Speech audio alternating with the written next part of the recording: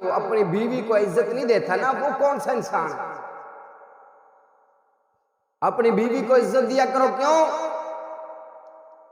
اس نے آپ کو باپ بنانے کی بڑی کوشش کی ہے، بڑی تکلیفوں سے وہ گزری ہے، بڑی تکلیفوں سے گزر کر اس نے آپ کو باپ بنایا ہے۔ اور وہ تکلیفیں جو اس کو آئی ہیں آپ کو باپ بنانے کے لیے، اللہ کی قسم وہ اللہ تبارک و تعالیٰ نے قرآن مجید میں ذکر کیا ہے۔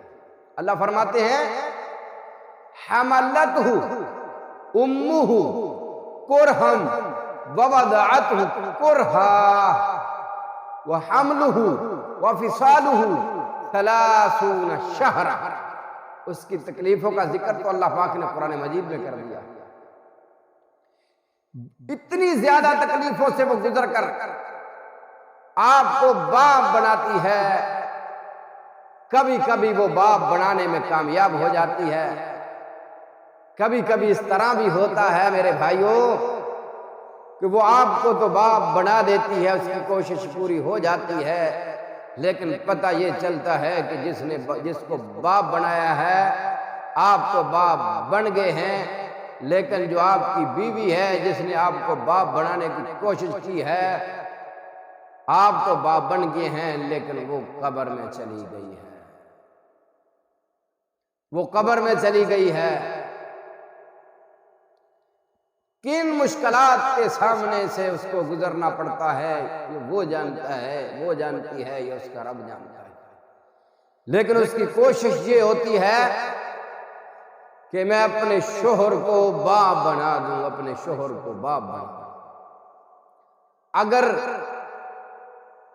وہ ماں نہیں بن پائی نا اتنی کوشش کے باوجود بھی، تو آپ اس کو کبھی بے اولادی کا تانا نہ دیا کرو۔ کیوں؟ اولاد تو دینے والی ذات عرش والی ہے، تم اس کو تانا دے کے مزید اس کو دکھی نہ کیا کرو۔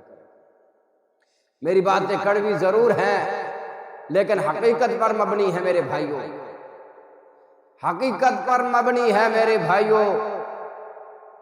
اللہ اکبر۔ وہ تو اس نے تو آپ کو باپ بنا دیا، کامیاب ہو گئی، لیکن خود وہ قبر میں چلی گئی۔ آپ نے کبھی دیکھا ہے میرے بھائیوں کہ جب آپ کی بیوی کو اس بات کا علم ہوتا ہے، آپ کی بیوی کو اس بات کا پتہ چلتا ہے نا کہ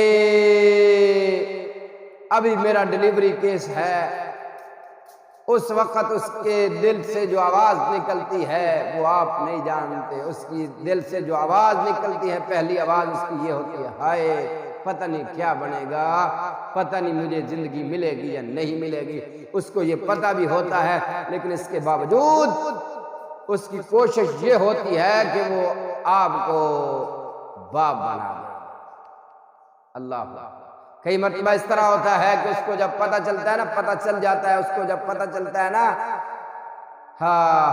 کہ اب میرا ڈیلیوری کیس ہے، وہ ساس جو ساری زندگی تانے دیتی رہی، وہ ساس جو ساری زندگی ظلم کرتی رہی، اس کے پاؤں پکڑ لیتی ہے، کہتی ہے پتہ نہیں دوبارہ زندگی ملے گی یا نہیں ملے گی، مجھے معاف کر دیجئے۔ کبھی وہ ہمسایوں کے پاس جاتی ہے، کبھی وہ اپنے رشتہ داروں کے پاس، کبھی وہ اپنی نندوں کے پاس، کبھی وہ درانی اور جٹھانی کے پاس جا کے معافی مانگتی ہے، کہتی ہے بھائی میں نے اپنے شوہر کو باپ بنانا ہے، پتہ نہیں میری زندگی بچے گی یا نہیں بچے گی، آپ مجھے اللہ کے لیے معاف کر دینا۔